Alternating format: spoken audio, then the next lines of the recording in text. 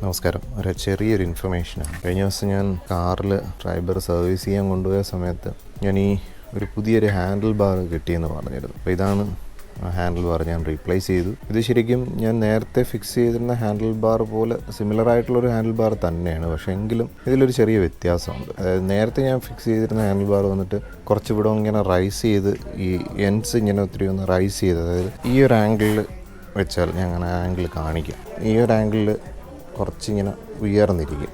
അതേസമയം ഇത് വന്നിട്ട് കുറച്ച് നമുക്ക് താഴ്ത്തി വെച്ചാലും നല്ല കറക്റ്റ് കൈക്ക് റീച്ചിൽ കുറച്ചും കൂടെ വളഞ്ഞിട്ടുള്ളൂ. അപ്പോൾ അതുകൊണ്ട് തന്നെ കുറച്ചും കൂടെ കംഫർട്ടബിളായിട്ട് ഇത് കയ്യിലിരിക്കും. അപ്പോൾ ഇതിൽ നിന്ന് റൈഡ് ചെയ്തപ്പോഴത്തേക്കുള്ളൊരു വ്യത്യാസം എനിക്ക് ഫീൽ ചെയ്തത് മറ്റേ നേരത്തെ ഫിക്സ് ചെയ്തിരുന്ന G2 ഹാൻഡിൽ ബാർ അല്ലത്. ഇത് അതിന് ശേഷം ഇന്ത്യയിൽ വന്ന പഴയ റോയൽ എൻഫീൽഡ് ബൈക്കുകളിലൊക്കെ ഈ ടൈപ്പ് ഹാൻഡിൽ ബാറാണ് യൂസ് ചെയ്തിരിക്കുന്നത്. അപ്പോൾ ഇതിൻ്റെ അഡ്വാൻറ്റേജ് എന്ന് പറഞ്ഞാൽ മാനൂവർ ചെയ്യാനൊക്കെ വളരെ ഈസിയാണ്. നേരത്തെ ഒരു വീഡിയോയിൽ ഞാൻ പറഞ്ഞ പോലെ ബാക്കിൽ സീറ്റിൽ കുറച്ച് നന്നായിട്ട് ഫുൾ കവേർഡായിട്ട് നമുക്ക് ഇരിക്കാനും പറ്റും. സെയിം ടൈം ഒരു ചെറുതായിട്ടൊന്ന് ഫ്രണ്ടിലോട്ട് ലീൻ ചെയ്യണമെന്ന് ഞാൻ പറഞ്ഞിരുന്നു. പക്ഷേ ഈ ഹാൻഡിൽ ബാറിനെ സംബന്ധിച്ചിടത്തോളം അത്ര പോലും ലീൻ ചെയ്യേണ്ടി വരുന്നില്ല. വളരെ സ്ട്രെയിറ്റ് ആയിട്ട് വളരെ അപ്രൈറ്റ് ആയിട്ടിരുന്ന് റൈഡ് ചെയ്യാൻ പറ്റും. കുറേ കൂടെ ലോങ് റൈഡ് ചെയ്യാൻ ഇത് കംഫർട്ടബിൾ ആയിരിക്കും എന്നാണ് എനിക്ക് തോന്നുന്നത്. എന്തായാലും ഞാൻ ഇത് കൂടുതൽ ഓടിച്ച് ടെസ്റ്റ് ചെയ്തിട്ടില്ല. അത് നമുക്ക് ടെസ്റ്റ് ചെയ്തതിന് ശേഷം ഒരു ലോങ് റൈഡ് പോയതിന് ശേഷം ഇതും ആ ഒരു ഹാൻഡിൽ ബാറുമായിട്ടുള്ള വ്യത്യാസം ഞാൻ പറയാം. ഞാൻ 2 ഹാൻഡിൽ ബാറും എടുത്ത് കാണിക്കാം. കണ്ടാൽ നിങ്ങൾക്ക് വലിയ വ്യത്യാസമൊന്നും തോന്നത്തില്ല. പക്ഷേ ഇത് ഒറിജിനൽ സ്റ്റോക്കാണെന്നാണ് പറഞ്ഞത്. ഇതിലൊരു ഞാൻ ഒന്ന് വളരെ ശ്രദ്ധിച്ച് നോക്കിയപ്പോഴത്തേക്ക് എനിക്ക് മനസ്സിലായ ഒരു ചെറിയൊരു ബെൻഡ് ഇവിടെ വന്നിട്ടുണ്ട്. പക്ഷേ ഇത് തന്ന ആളിന് അതിനെക്കുറിച്ച് അത്രത്തോളം ഐഡിയ ഇല്ലെന്ന് തോന്നുന്നു. പക്ഷേ ആൾ അറിഞ്ഞുകൊണ്ട് ബെൻഡ് ഇല്ലയെന്ന് വെച്ച് എനിക്ക് തന്നതല്ല. ആളിന് ഇതിനെക്കുറിച്ച് അറിഞ്ഞുകൂടാ. പക്ഷെ ഞാൻ അത്രയും കൃത്യമായിട്ട് നോക്കിയപ്പോൾ ഒരു ചെറിയൊരു ബെൻഡ് ഇവിടെ നമ്മൾ ശ്രദ്ധിച്ചറിയാം. അതിൽ ക്യാമറയിൽ എത്രത്തോളം ക്ലിയർ ആവുമെന്ന് എനിക്കറിയില്ല. വളരെ ചെറിയൊരു ബെൻഡുണ്ട്. അതെനിക്ക് തോന്നുന്നൊരു ചെറിയൊരു തട്ടോ അല്ലെങ്കിൽ വണ്ടി കൊണ്ട് ആരോ ഇടയും കണ്ട് ചെയ്തപ്പോഴത്തേക്ക് വന്ന ബെൻഡാകാൻ സാധ്യതയുണ്ട്. പക്ഷേ അത് അത്രത്തോളം റൈഡിങ്ങിനെ ഒന്നും ഒട്ടും എഫക്റ്റ് ചെയ്യുന്നില്ല. അതുകൊണ്ട് തന്നെയാണ് ഞാനിത് വാങ്ങിച്ചത്. ഏതാണ്ട് 600 റുപ്പീസായി ഇതിന് കോസ്റ്റ്. പക്ഷെ ഞാനത് ഞാൻ അവസാനം യൂസ് ചെയ്തിരുന്ന ഹാൻഡിൽ ബാർ ഇതുമായിട്ടുള്ള വ്യത്യാസം കാണിക്കാം. വളരെ വ്യത്യാസമൊന്നും കണ്ടാൽ തോന്നത്തില്ല, പക്ഷേ എങ്കിലും നല്ല വ്യത്യാസം ഉണ്ടായി ഞാൻ കാണിക്കാം. അപ്പോൾ ഇതാണ് ഞാൻ ക്വാളിറ്റി എന്ന് പറഞ്ഞിട്ട് നമ്മുടെ എറണാകുളത്തുള്ള JR & സൺസ് എന്ന് വാങ്ങിച്ച ഹാൻഡിൽ ബാറാണ്. അതിൽ ചെറിയ തുരുമ്പുണ്ട്. ഞാൻ പല വീഡിയോസിലും അത് പറഞ്ഞിട്ടുണ്ടായിരുന്നു. ഇത് G2 മോഡലാണ്. അപ്പോൾ ഇതാണ് ഇതിൻ്റെ G2 ഒറിജിനൽ ഹാൻഡിൽ ബാർ. ഇത് എനിക്ക് ട്രിവാൻഡ്രത്ത് നിന്നൊരു പയ്യൻ ഇത് യൂസ് ചെയ്തിരുന്ന ഒരാൾ എനിക്ക് തോന്നുന്നു പഴയ വണ്ടി കൊടുത്ത സമയത്തങ്ങാണ്ട് അദ്ദേഹത്തിൻ്റെ കയ്യിൽ അധികമായിട്ട് വന്നതാണ്. അപ്പോൾ ഇത് ഒറിജിനൽ സ്റ്റോക്കായിരുന്നു. പക്ഷേ ഇതിൽ നമുക്ക് എത്രയൊക്കെ ആയാലും ഇതൊന്നും വലിയ തുരുമ്പൊന്നും വരത്തില്ല. കാരണം ഇത് ഒറിജിനൽ സ്റ്റോക്കാണ്, പണ്ട് കാലത്തുള്ള G2 ആണ്. അപ്പോൾ അതുകൊണ്ട് തന്നെ ഈ ഒരു ഹാൻഡിൽ ബാർ വളരെ കംഫർട്ടബിൾ ആയിരുന്നു. പക്ഷേ ഈ ഒരു ഹാൻഡിൽ ബാറും ഇത് നമ്മൾ ഇതിൻ്റെ സെയിം ആംഗിളിൽ, അതായത് ഇപ്പോൾ ഫിക്സ് ചെയ്തിരിക്കുന്ന സെയിം ആംഗിളിൽ വയ്ക്കുമ്പോൾ ശ്രദ്ധിച്ചറിയാം ഇതിൻ്റെ 2 എൻഡ്സും വന്നിട്ട് ഒരുപാട് ഉയർന്നു വരുന്നുണ്ട്. അപ്പോൾ ഇത് നമ്മൾ ഏകദേശം ഇത്ര ഒരു സ്ലാൻഡിങ് വെച്ചാണ് ഇത് ഫിക്സ് ചെയ്തിരുന്നത് ഞാൻ. പക്ഷേ ഈ ഒരു ഹാൻഡിൽ ബാറിൽ വരുമ്പോഴത്തേക്ക് കുറച്ചും കൂടെ അത് ഈ ബെൻഡിൻ്റെ ഒരു പ്രത്യേകതയാണ്. ആ ബെൻഡ് വന്നിട്ട് അതിൻ്റെ ഒരു അലൈൻമെൻറ്റിൻ്റെ ഒരു പ്രത്യേകതയാണ്. അത് കുറച്ചും കൂടെ ഫോർവേഡ് ബെൻഡഡ് ആണ്. പക്ഷേ എങ്കിലും കയ്യിൽ നല്ല റീച്ചായിട്ട് കുറച്ചും കൂടെ വളവുമുണ്ട്. ഇതിന് ശ്രദ്ധിച്ചറിയാം. ഈ ഒരു ഹാൻഡിൽ ബാറുമായിട്ട് കമ്പയർ ചെയ്ത് നോക്കിക്കഴിഞ്ഞാൽ ഇതിന് കുറച്ചും കൂടെ വളവ് കൂടുതലാണ്. ഇൻസൈഡിലോട്ട് ആ ഒരു വളവ് കൂടുതലാണ്. അതുകൊണ്ട് തന്നെ നമുക്ക് ആ ഒരു റീച്ച് കൂടുതൽ കംഫർട്ടബിളായിട്ട് കിട്ടുകയും ചെയ്യും. ഒരുപാട് ലോങ് റൈഡൊക്കെ ചെയ്യുമ്പോൾ അത് കംഫർട്ടബിൾ ആയിരിക്കും എന്നാണ് ഞാൻ വിശ്വസിക്കുന്നത്. എന്തായാലും റൈഡ് ചെയ്ത് നോക്കിയതിന് ശേഷം ഇതിൻ്റെ ഒരു ഫീഡ്ബാക്ക് ഞാൻ ഒരു കണ്ടൻ്റായിട്ട് ചെയ്യാം. ഈ G2 ഹാൻഡിൽ ബാറിൻ്റെ വ്യത്യാസം പലരും എൻ്റെ വീഡിയോസൊക്കെ കണ്ടിട്ട് പലരും ചോദിക്കുന്നുണ്ട്. അപ്പോൾ വ്യത്യാസം എന്ന് പറഞ്ഞാൽ നമ്മളിപ്പോൾ സാധാരണ മാർക്കറ്റിൽ അവൈലബിൾ ആയിട്ടുള്ള ടൈപ്പ് ഹാൻഡിൽ ബാർ ഇതാണ്. അതും ആ ഓൾഡ് സ്കൂളിൻ്റെയും വ്യത്യാസം എന്ന് പറയുന്നത് ഇവിടെ നിന്നുള്ള ബാറിൻ്റെ ബാറ് പിടിപ്പിക്കുന്ന ആ ഒരു ലെങ്ത്ത് നോക്കിക്കഴിഞ്ഞാൽ അറിയാം. ഇതിന് ലെങ്ത്ത് കുറവാണ്. ഇതാണിപ്പോൾ നമുക്ക് മാർക്കറ്റിൽ അവൈലബിൾ ആയിട്ട് കിട്ടുന്നത്. ഇത് നമുക്ക് മിക്കവാറും ഉള്ള റോയൽ എൻഫീൽഡ് ആക്സസറി ഷോപ്പുകളിലൊക്കെ കിട്ടാറുണ്ട്. ഒറിജിനൽ ആക്സസറി ഷോപ്പുകളിലൊക്കെ കിട്ടാറുണ്ട്. പക്ഷേ ഇതിൻ്റെ ഇവിടുത്തെ ലെങ്ത്ത് കുറവാണ്. അതേസമയം ഇതിൻ്റെ ശ്രദ്ധിച്ച് നോക്കിയാൽ അറിയാം ഇവിടുത്തെ ലെങ്ത്ത് കൂടുതലാണ്. ഇത് ഞാൻ എന്തായാലും ബാക്കപ്പായിട്ട് വെക്കാൻ വേണ്ടിയിട്ട് വെച്ചിരിക്കുന്നതാണ്. എനിക്ക് ഏറ്റവും ഇഷ്ടപ്പെട്ട ഹാൻഡിൽ ബാറാണ്. കാരണം ഇത് വെച്ചിട്ട് ആണ് ഞാൻ കഴിഞ്ഞ വീഡിയോസൊക്കെ ചെയ്തിരിക്കുന്നത്. വളരെ സ്പോർട്ടി ആയിട്ടൊക്കെ റൈഡ് ചെയ്യാനായിട്ട് കുറച്ച് ഫോർവേഡായിട്ട് ലീൻ ചെയ്തിരുന്നു കഴിഞ്ഞാൽ നല്ല സ്പോർട്ടി ആയിട്ട് റൈഡ് ചെയ്യാം. ശരിക്കും ഒരു സ്പോർട്സ് ബൈക്ക് ഓടിക്കുന്ന കണക്ക് തന്നെ ഓടിക്കാൻ പറ്റും ഈ ഒരു ഹാൻഡിൽ ബാർ വെച്ച്. അതേസമയം ഇതിൽ വന്നിട്ട് അങ്ങനെയല്ല. ഇത് കുറച്ചും കൂടെ ഒരു മെച്ചുവേർഡ് ആയിട്ടുള്ളൊരു ഫീലിംഗ് ആണ്. പക്ഷേ എങ്കിലും ഇതിനെക്കുറിച്ച് ഞാൻ ഈ ഒരു ഹാൻഡിൽ ബാർ എന്തായാലും ടെസ്റ്റ് ചെയ്ത് നല്ലൊരു വിഷ്വൽ കണ്ടൻ്റ് ആക്കി ഞാൻ അവതരിപ്പിക്കാം.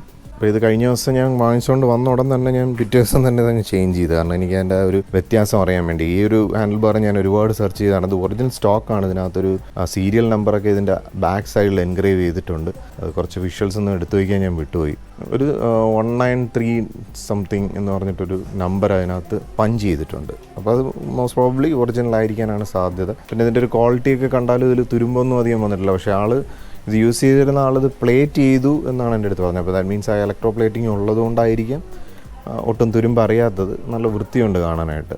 600 rupees ഞാൻ പേ ചെയ്തു. But it's worth. If it is original it's worth. അപ്പോൾ എന്തായാലും ഇതിൻ്റെ വീഡിയോസ് കണ്ടിട്ടൊക്കെ പലരും സംശയങ്ങൾ കമൻസായിട്ട് ചോദിക്കുന്നതുകൊണ്ടാണ് ഞാൻ ഇതിൻ്റെ ഒരു വ്യത്യാസം.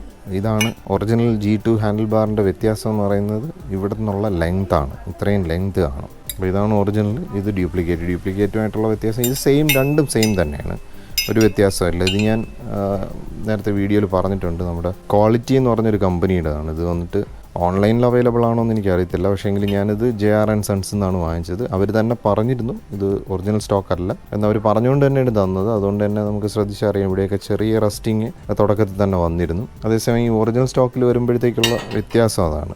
അതിൻ്റെ ഗേജിലും ഒക്കെ ചെറിയ വ്യത്യാസം ഉണ്ടോ എന്ന് സംശയമുണ്ട്. വെയിറ്റൊക്കെ ഓൾമോസ്റ്റ് സെയിം തന്നെ. പക്ഷേ എങ്കിലും ഇതിൽ ഹോൾ അടിച്ചിട്ട് അത്രത്തോളം തുരുമ്പൊന്നും വന്നിട്ടില്ല. ഇത് ഒറിജിനലാണ്. അപ്പോൾ അത് ഒറിജിനലായിട്ട് അല്ലെങ്കിൽ ഡ്യൂപ്ലിക്കേറ്റുമായിട്ടുള്ള വ്യത്യാസമാണ്. അതുപോലെ തന്നെ ഇതിൻ്റെ ഫെയ്ഡ് ആവുന്ന സമയത്ത് ഇവിടെ ഒരു ചെമ്പിൻ്റെ അംശം ഇവിടെ ഫീൽ ചെയ്യുന്നുണ്ട്. ഒരു ചെറിയൊരു ചെമ്പിച്ച കളർ വരുന്നുണ്ട്. പണ്ട് അതിൽ കോപ്പർ കണ്ടൻറ്റും ഉണ്ടായിരുന്നു എന്നൊക്കെയാണ് ഞാൻ കേട്ടിട്ടുള്ളത്. അതിനെക്കുറിച്ച് കൂടുതലൊന്നും അറിയത്തില്ല.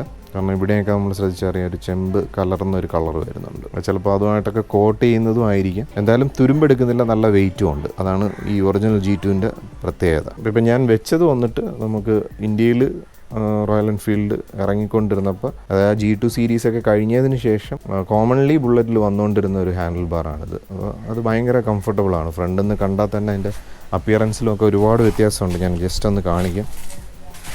ഇതാണ് ഇതിൻ്റെ ഫ്രണ്ടിൽ നിന്നുള്ള അപ്പിയറൻസ്.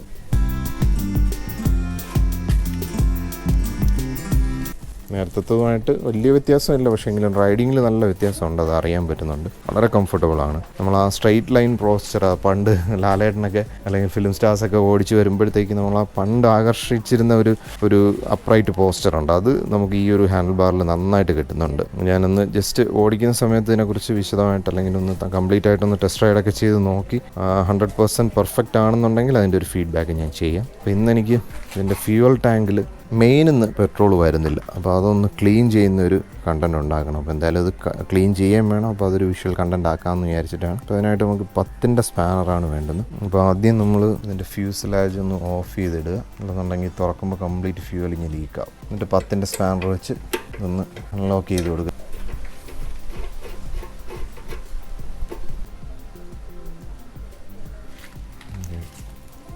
അപ്പോൾ ഇതിൽ അഴുക്ക് പിടിച്ചിരിക്കുന്നതാണ്, കംപ്ലീറ്റ് അഴുക്കുക. ഇത് നമുക്ക് ക്ലീൻ ചെയ്യാൻ കുറച്ച് പെട്രോൾ തന്നെ എടുക്കാം.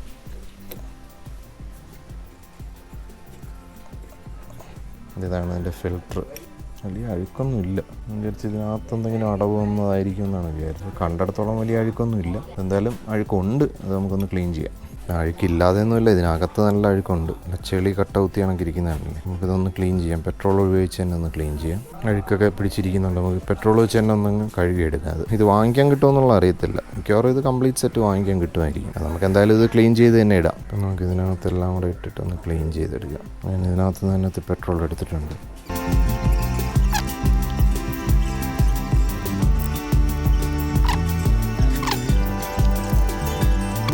ഇതിനകത്ത് വെച്ച് ടൈറ്റ് ചെയ്യണം.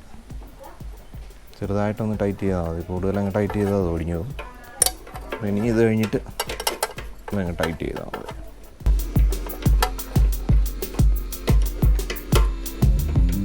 ബുള്ളറ്റിലെല്ലാം ടൈറ്റ് ചെയ്യുമ്പോൾ വളരെ ശ്രദ്ധിക്കേണ്ടതിനൊരു ലിമിറ്ററുണ്ട്. ആ ലിമിറ്റ് കഴിഞ്ഞാൽ പിന്നെ ടൈറ്റ് ചെയ്യാൻ പാടില്ല. ഓക്കെ, ഇത്രയാണ് അതിൻ്റെ ഒരു ലിമിറ്റ്. കൂടുതൽ ടോർക്ക് ചെയ്ത് കൊടുത്താൽ ചിലപ്പോൾ അതിൻ്റെ പിരിയൊക്കെ പൊട്ടിപ്പോകാൻ സാധ്യതയുണ്ട്. ഈ സീറ്റ് ഇത്രയും പൂച്ച കയറി കിടന്ന് ടാർപോളിന് ഇട്ടാലും അതിൻ്റെ പുറത്ത് ഇവിടെ സൈഡിൽ കൂടെയൊക്കെ ഒളിഞ്ഞ് കയറിയതുകൊണ്ട് ഇവിടെയൊക്കെ രോമം ഇരിക്കുന്നുണ്ട്. ഒളിഞ്ഞ് കയറി ഇവിടെ കിടക്കത്തുള്ളൂ. കിടക്കുന്നത് കുഴപ്പമില്ല. കിടക്കുന്നെങ്കിൽ ശല്യമൊന്നും ഉണ്ടാക്കാതെ കിടന്നിട്ട് പോയല്ലേ. ഇത് കംപ്ലീറ്റ് മാന്തി പൊളിച്ച് ഇതിൻ്റെ സ്റ്റിച്ചിങ് ഒക്കെ ഇളക്കി കളഞ്ഞു. ഇത് ചെറിയൊരു പൂച്ചയാണ്, കംപ്ലീറ്റ് മാന്തി പൊളിച്ച് കളഞ്ഞു. പൂച്ച ഒരു വലിയ ശല്യമാണ്. പൂച്ചയ്ക്ക് എന്താണ് ഇതുമായിട്ടുള്ളൊരു അഫിനിറ്റി എന്നുള്ള ഒരു ഐഡിയയും കിട്ടുന്നില്ല. അപ്പോൾ അവർക്ക് നല്ല നാച്ചുറലായിട്ട് കിടക്കുന്നതിന് പകരം നല്ല ഡൺലപ്പിലെ മെത്തയിൽ കിടക്കുന്നത് പോലുള്ള കംഫർട്ട് പോലെയാണ് ഇതിൽ വന്ന് കിടന്നിട്ട് പോകുന്നത്. നമ്മൾ സ്റ്റാർട്ട് ചെയ്ത് നോക്കാം.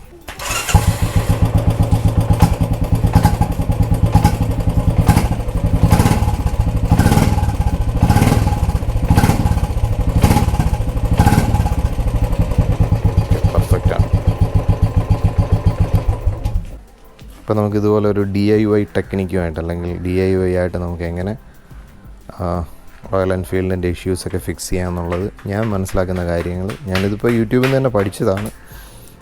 നമ്മുടെ ട്രിവാൻഡ്രത്ത് കഴക്കൂട്ടത്തുള്ള ഷോറൂമിലെ ഒരു സ്റ്റാഫ് ഇതിൻ്റെ വിശദമായിട്ട് ഇതെങ്ങനെ ക്ലീൻ ചെയ്യണമെന്നൊക്കെ കാണിച്ചുകൊണ്ടൊരു നല്ലൊരു യൂട്യൂബ് ചാനൽ ഞാൻ കണ്ടു.